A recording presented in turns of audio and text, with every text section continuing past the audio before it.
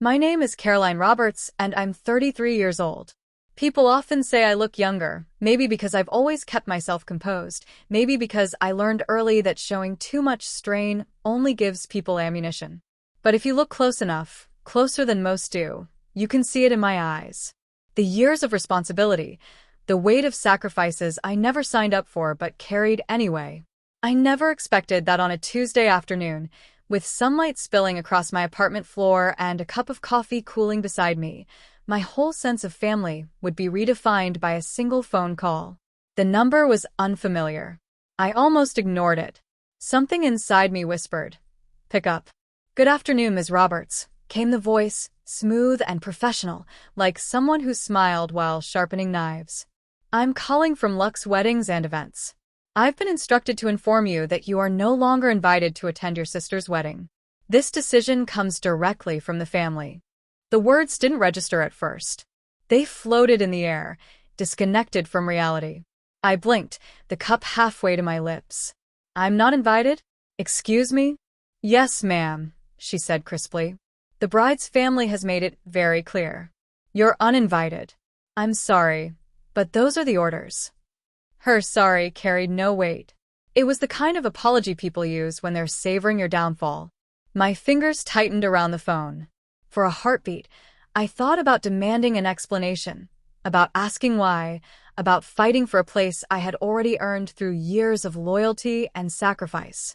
But something deeper, calmer, rose inside me. I steadied my voice. "I understand," I said softly. There was a pause, as if she had been waiting for a protest. When none came, she sounded almost smug when she replied, "Very well, then." And with a quick click, the line went dead. I sat there in silence, the hum of my refrigerator suddenly loud, the city traffic outside a faint murmur. I stared at the blank phone screen, my own reflection faint against the glass. Uninvited. The word clawed its way into me. Not just forgotten, not just overlooked, but deliberately cast aside. I leaned back slowly, heart beating against my ribs, and the memories began to unspool whether I wanted them to or not. I had raised my sister. Maybe not in the way a mother raises a child, but close enough. When our father died, I was 18 and she was only 8. Our mother, grief-stricken and fragile, folded into herself, leaving me to step in. I made school lunches. I shopped for uniforms. I attended every parent-teacher conference, pretending to be more adult than I felt. When she cried over homework, I was the one to sit beside her until she smiled again. Through college applications, through heartbreaks, through every milestone, I had been her anchor. And now she had chosen to cut me out of her wedding. Not only chosen, but issued the command like I was nothing, like I hadn't been the one keeping her afloat all these years. A laugh slipped out of me then. Sharp. Bitter. The kind of laugh that tastes like salt on your tongue. The betrayal sank in waves, shock, pain, then humiliation. Who else knew? Were they laughing at me, the older sister who gave everything only to be dismissed when it mattered most? But here's the thing about me. I don't collapse when I'm hurt. I don't scream. I don't beg. I let silence do the work. I let the other side think they've won. Because silence leaves room for planning. I put the phone down and exhaled slowly, my mind already shifting gears. They thought they had power over me. They thought cutting me out would wound me enough to keep me away, keep me small. What they didn't know, what not a single one of them had bothered to remember, was that the venue they had chosen for the wedding, the grand hall with chandeliers that glittered like captured stars, the one with a waiting list 2 years long, belonged to me. Not rented. Not borrowed. Owned. By me. I had bought the Roberts estate hall 5 years earlier, after years of grinding, saving, investing smart. The building had been falling into disrepair, the old owners ready to sell. Everyone else thought it was a money pit. I saw possibility. I saw history waiting to be reborn. And I poured everything I had into it. Late nights, early mornings, my own blood, sweat, and tears. Now it was one of the most sought-after wedding venues in the state. Celebrities, politicians, and society's darlings had all walked its marble floors. People waited years for a slot. And my sister had booked it. Through Luxe Weddings and Events, no less. The irony nearly choked me. The woman on the phone had no idea. My family had no idea. They had uninvited me from a wedding that could not happen without me. I leaned back on my couch, my lips curling into the first genuine smile I'd felt in weeks. Let them enjoy their smugness for 20 minutes. Because when the truth reached them, when the planner called back with panic laced in her voice, the tables would turn. And I would be waiting. The phone buzzed again exactly 20 minutes later. I didn't rush to answer. I let it ring 3 times, savoring the sound, letting her stew on the other side. Finally, I slid my finger across the screen and lifted it to my ear. Ms. Roberts.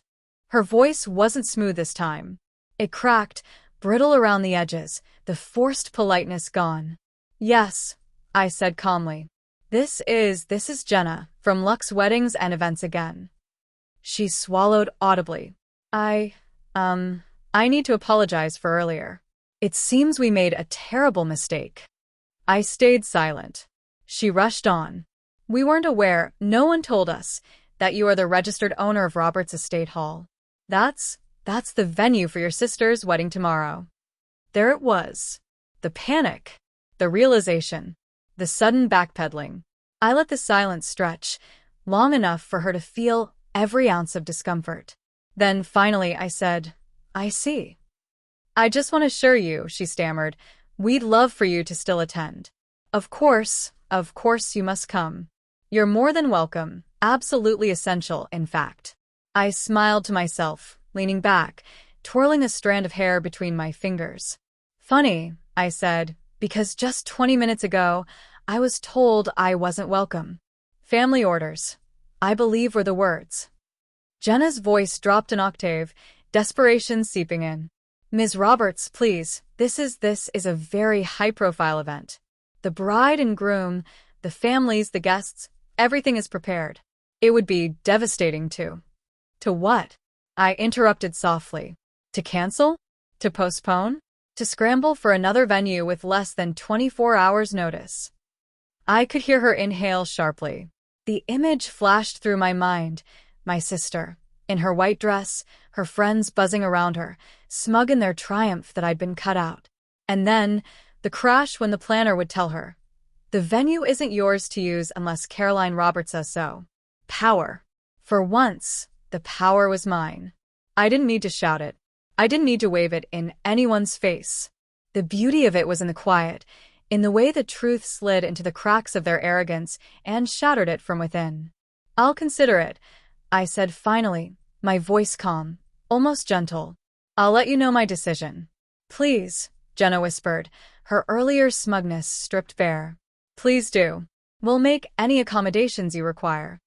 When I ended the call, I sat in silence again, but this time the quiet felt different. Heavier. Charged. Because I had a choice now. I could walk in tomorrow, let them stew in shame, force them to choke down their pride. Or I could pull the rug out entirely, cancel everything, watch their carefully constructed plans collapse in an avalanche of humiliation. The power was intoxicating. But it wasn't just about revenge. It couldn't be. Not entirely. This was about respect. About years of sacrifice erased in a single, heartless phone call. About a sister who had forgotten who stood by her when no one else did. They thought they had cut me out. But tomorrow, at that wedding, they would remember exactly who I was. Caroline Roberts. 33. The sister they underestimated. The woman they betrayed. And the owner of the ground they planned to walk on. And I wasn't finished with them yet. If you're enjoying this story, don't forget to subscribe, hit the like button, and drop a comment. It helps bring more dramatic stories like this one to life for you. The night after that phone call, I barely slept. Not because I was anxious, but because my mind wouldn't stop running through every possible scenario. I lay in bed, staring at the ceiling, replaying my sister's face in my memory. The way she used to look at me with trust when she was little.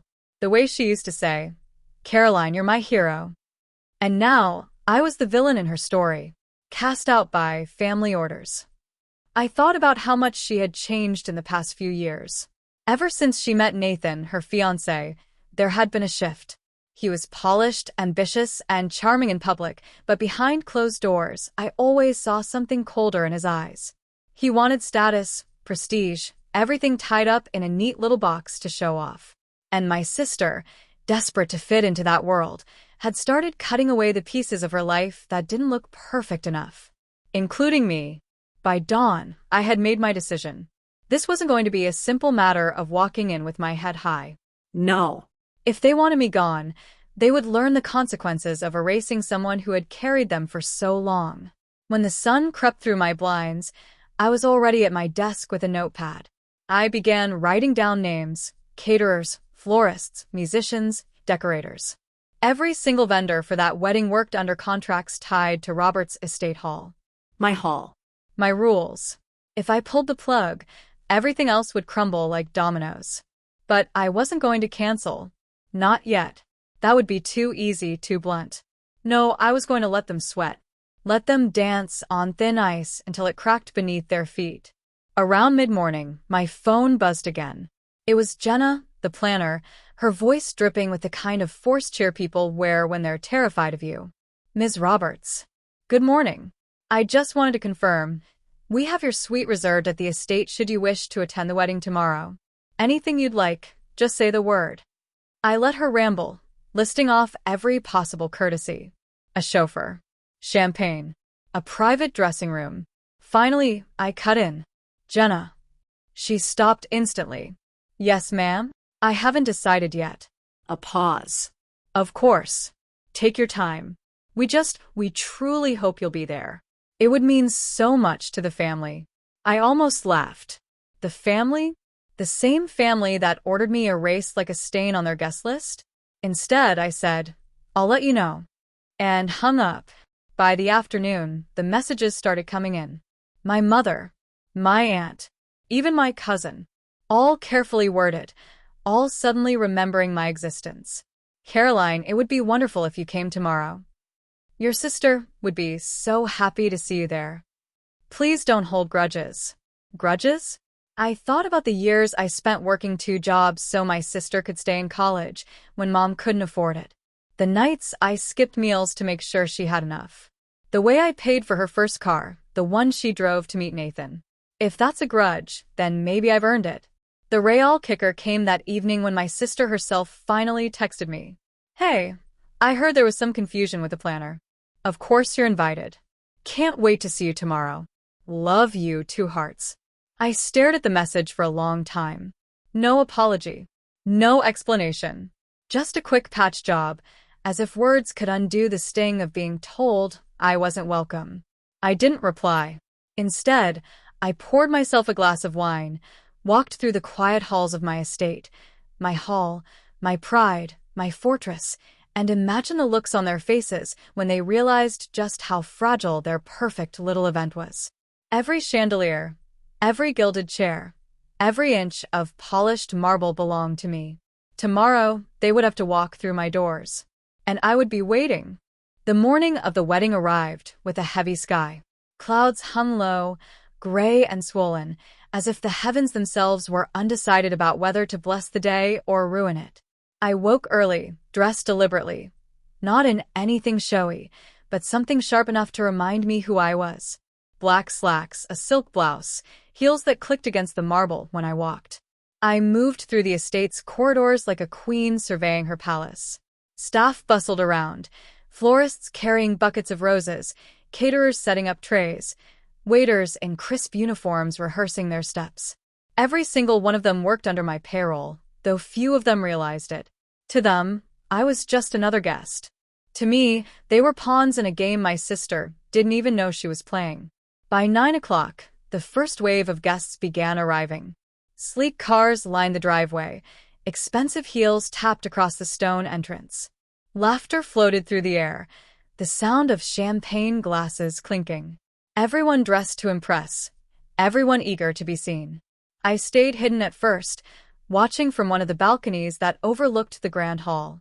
My sister's friends gushed over the chandeliers, taking photos for their social media, tagging themselves at Robert's estate hall like it was a badge of honor. None of them knew the truth, that the very building they bragged about was mine.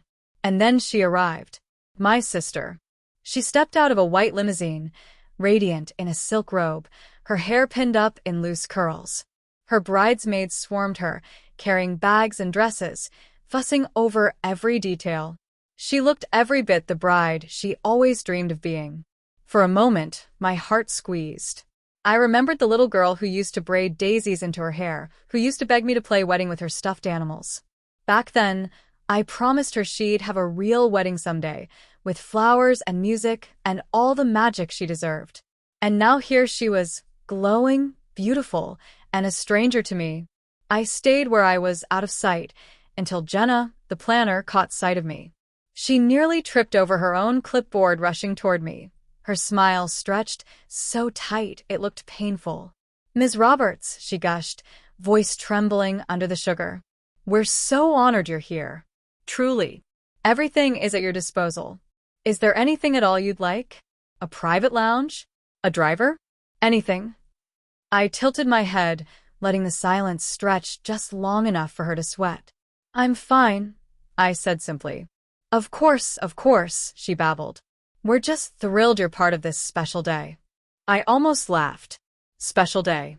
Yes, it was going to be very special indeed. Because while the flowers bloomed and the music played, I was already laying out my plan. I would wait until the moment mattered most, until every eye was on the bride, until the speeches were ready, until the cameras were flashing, and then, with one quiet move, I would remind them all who held the strings.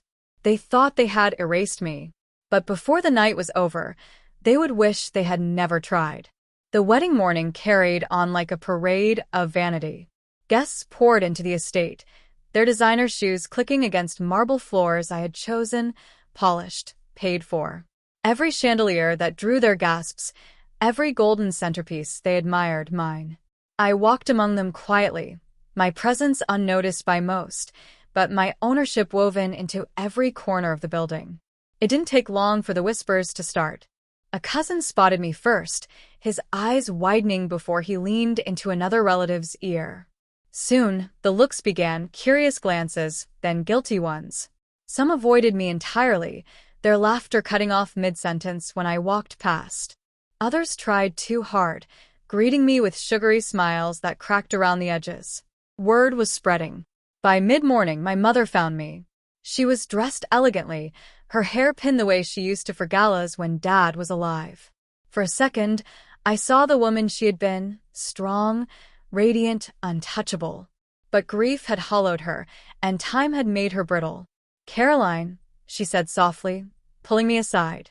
"You're here." "Of course I'm here," I replied. My voice was calm, but I watched her closely. "Why wouldn't I be?" She hesitated, eyes darting away. "There were misunderstandings." "Misunderstandings?" I tilted my head. "You mean when you ordered the planner to tell me I wasn't welcome?" Her face paled. It wasn't meant to be cruel. You have to understand. Tensions were high. Nathan's family had expectations. Expectations that didn't include me. I finished for her. She reached for my arm, but I stepped back just enough that her hand fell awkwardly. The hurt flashed in her eyes, but I felt no sympathy. "Not today." "You've done so much for your sister," she whispered, almost pleading. "We just wanted everything to be perfect." Perfect. The word stung, as if my existence was a blemish on their carefully polished image. I smiled faintly. "Don't worry, Mother. The day will be perfect, one way or another." I left her standing there, her face tight with worry. Meanwhile, the planner was unraveling.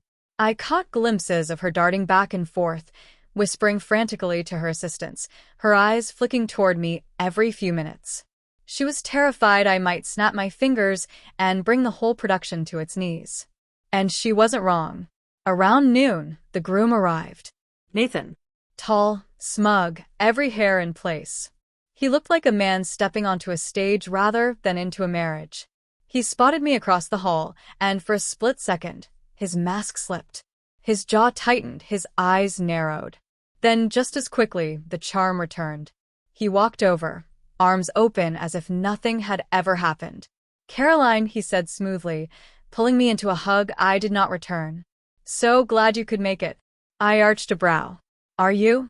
Of course, he replied easily. This day wouldn't be complete without you. I studied him. His smile was too wide, his tone too rehearsed. He wasn't glad I was here. He was rattled. He knew that with one word, I could destroy everything he'd been building, the image, the prestige, the perfect wedding that would impress his wealthy friends.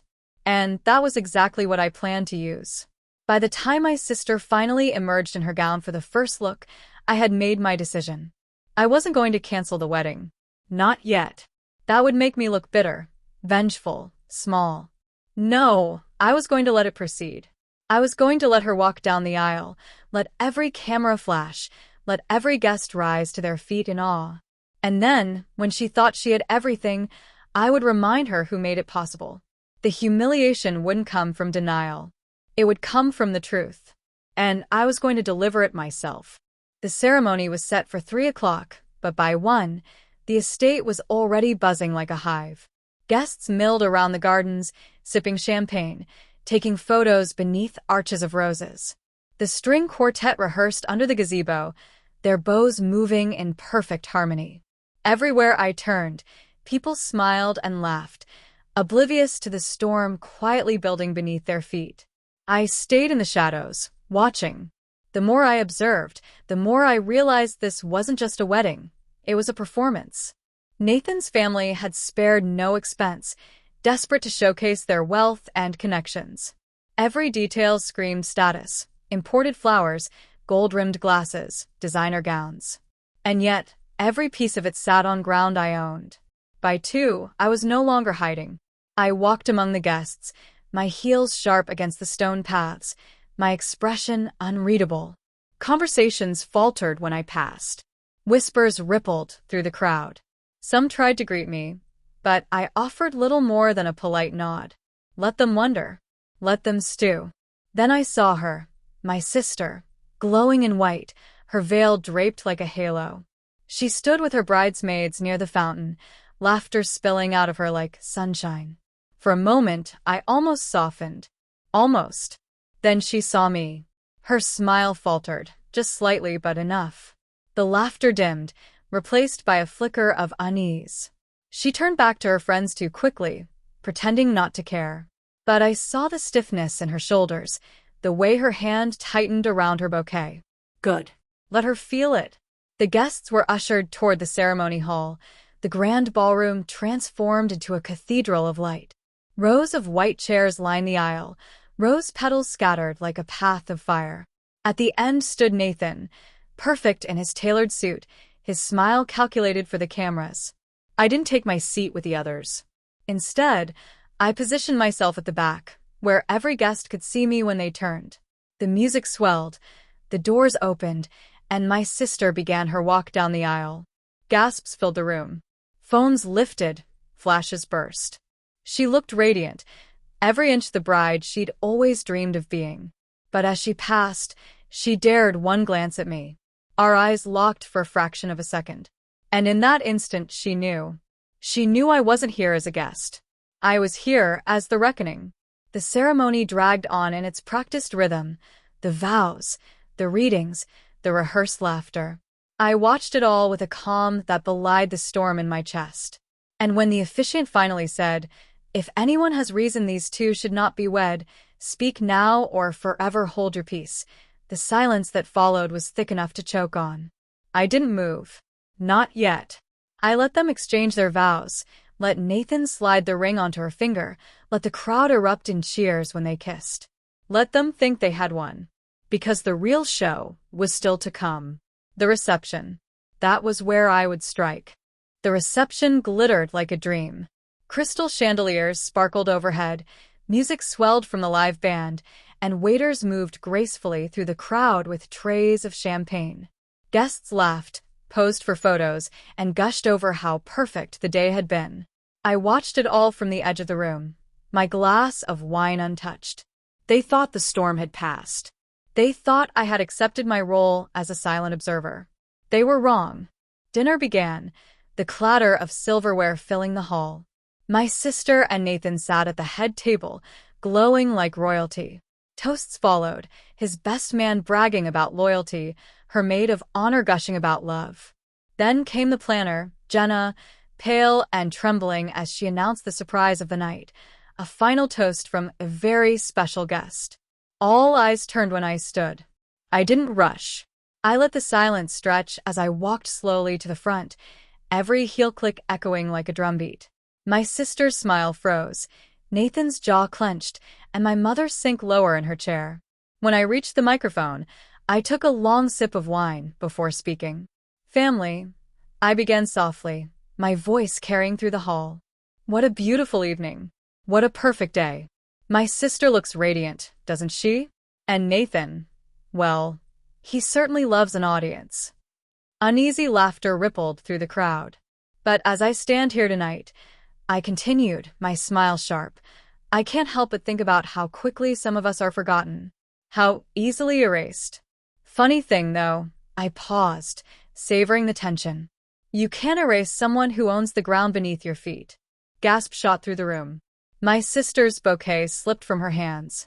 Nathan surged forward, whispering harshly, "Caroline, sit down." I ignored him. "This estate," I said, sweeping my hand across the glittering hall. "Every chandelier, every glass of wine, every inch of marble, it's mine. And yesterday, I was told I wasn't welcome here." The room went silent. No one moved. So tonight I have a choice. I could end this reception right now.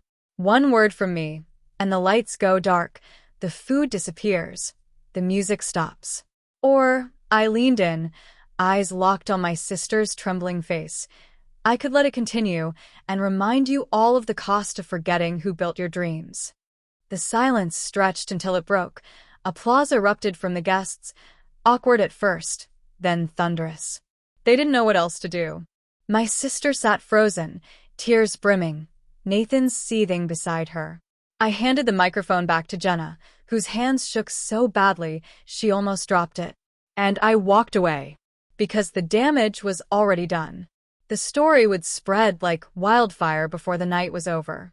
My sister's perfect wedding would forever be remembered not for the flowers or the dress, but for the moment everyone realized the bride's own sister owned it all. And that was only the beginning of my revenge. The wedding reception carried on, but the air had shifted. Everywhere I walked, heads turned. Guests whispered, eyes flicking between me and the bride, trying to process what they'd just heard. My sister smiled too brightly, gripping Nathan's hand like it was the only thing holding her upright. Nathan, on the other hand, couldn't hide it. His charm was gone, his mask cracking. He hated me being here. He hated that I had stolen the spotlight. And worst of all, he hated that he couldn't do a thing about it. I took my seat at a corner table, letting the music and chatter wash over me. I wasn't finished yet. The toast was only the spark. The real fire was still to come.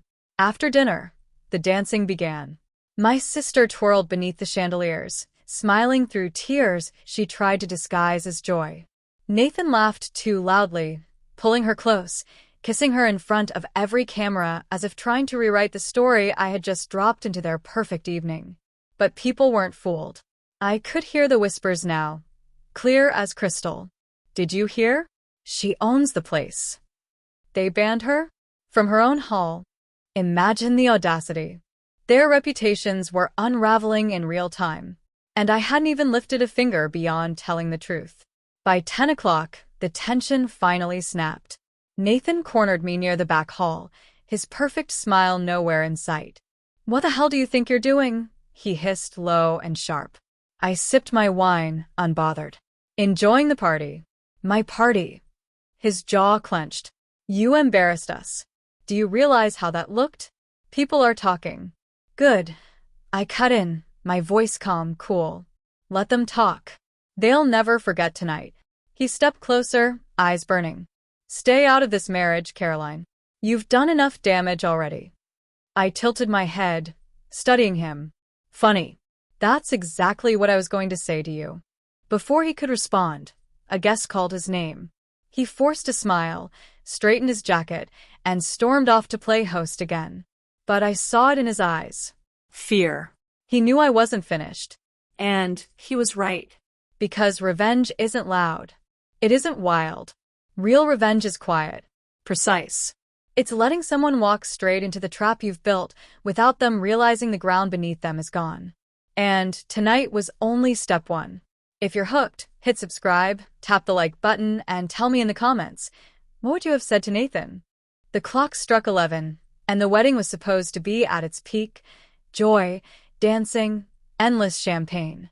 Instead, the cracks were spreading like lightning through glass.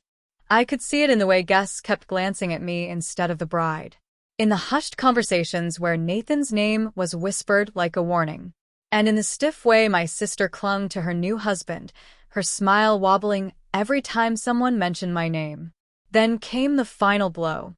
The DJ announced the couple's first dance. The music swelled, a slow romantic ballad. Guests circled the floor, phones ready to capture the picture-perfect moment. My sister floated into Nathan's arms, her gown glittering under the chandeliers. But halfway through the song, the power flickered. Once. Twice. And then, darkness. Gasps filled the room. Phones lit up like fireflies as people murmured nervously. The band scrambled. The DJ panicked. Within seconds, Jenna the planner was sprinting toward me, her face white as paper. "Ms. Roberts, please. The generators aren't responding. The system." I raised a hand, silencing her. Calm. Controlled. "Don't worry. I'll take care of it." And just like that, the entire hall realized what she had just admitted out loud. This place wasn't Nathan's. This wasn't my sister's. It was mine. The whispers exploded into a roar. Guests stared at me in shock, some even smirking as if they'd been waiting for this shoe to drop. My sister froze in the middle of the dance floor, tears slipping down her cheeks. Nathan's face twisted with fury. I walked to the center of the room, heels echoing in the silence, and spoke loud enough for everyone to hear. "Don't panic. The estate is secure. But let me remind you all, nothing here happens without my approval. Not the lights. Not the music. Not even the air you're breathing right now." The crowd gasped. Some laughed nervously. Others clapped. My mother covered her face with her hands. Nathan lunged toward me, his mask fully gone now.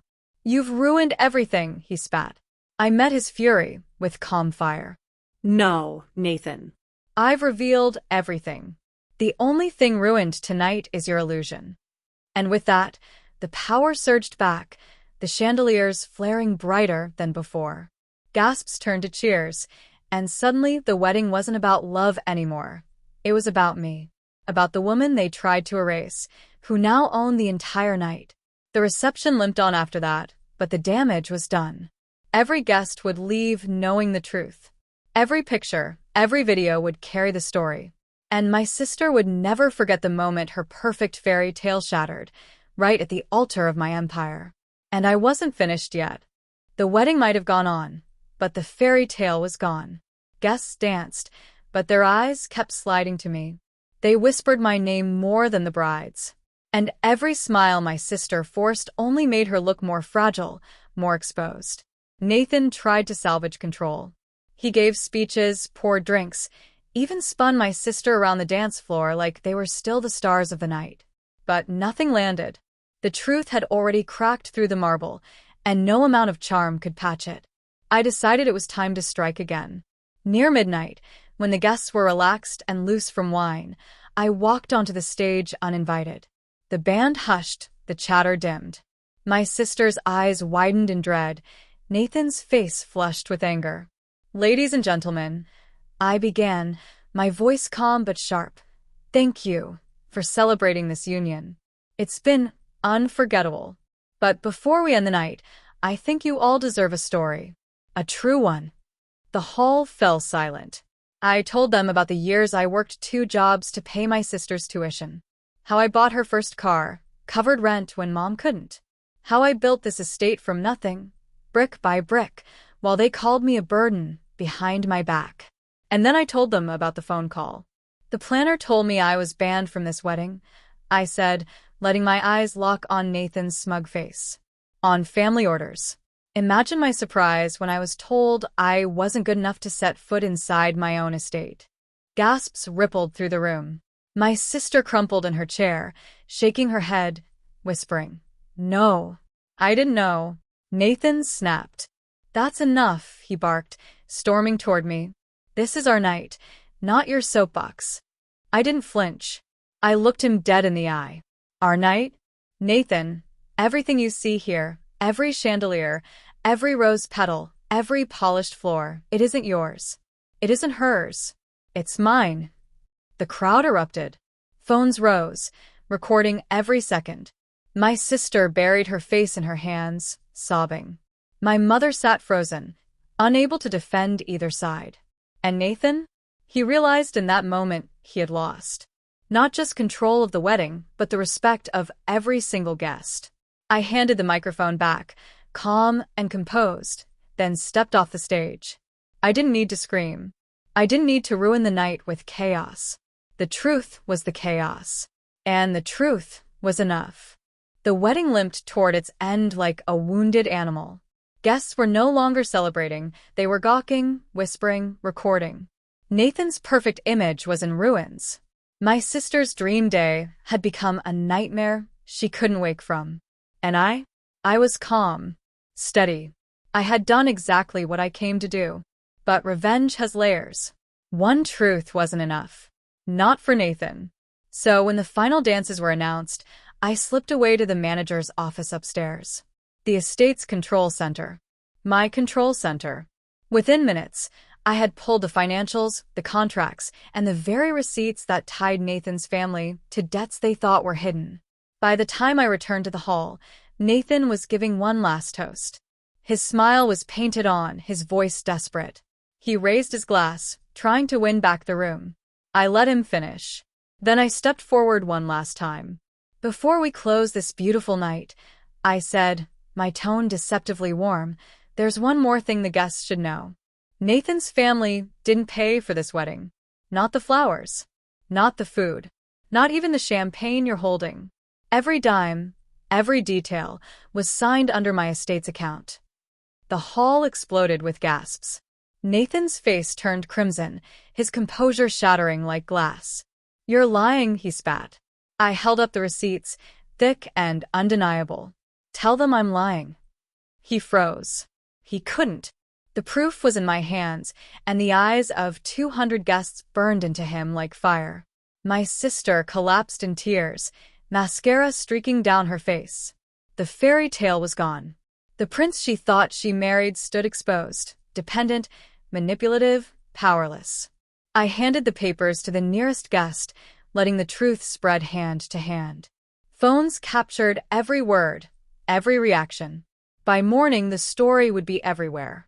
And I simply walked to the center of the hall, raised my glass, and said, "To family, may we never forget who really built it." The applause was deafening.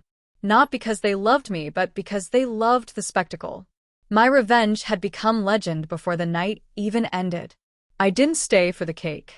I didn't need to. I had already carved my piece.